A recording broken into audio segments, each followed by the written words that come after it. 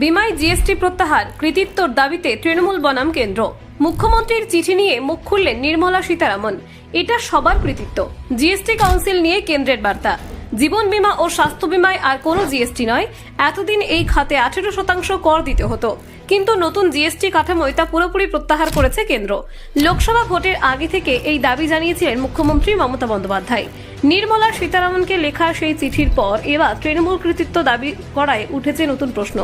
শনিবার এক সাক্ষাৎকারে এই বিষয়ে মুখ খোলেন কেন্দ্রীয় অর্থমন্ত্রী। তিনি বলেন, মমতা চিঠি লিখে থাকতে পারেন, তবে সিদ্ধান্ত হয়েছে জিএসটি কাউন্সিলের যৌথ আলোচনার মাধ্যমে।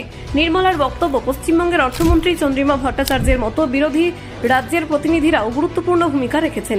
বিজেপি থেকে বিরোধী শাসিত সব রাজ্যই একমত হয় বলে এই সংস্কার সম্ভব হয়েছে।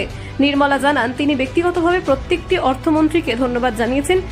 22শে সেপ্টেম্বর থেকে বিমায় জিএসটি শূন্য হবে, যার ফলে মানুষের খরচ কমবে এবং বিমার প্রতি আগ্রহ বাড়বে। আপনারা দেখছেন বলছে বাংলা।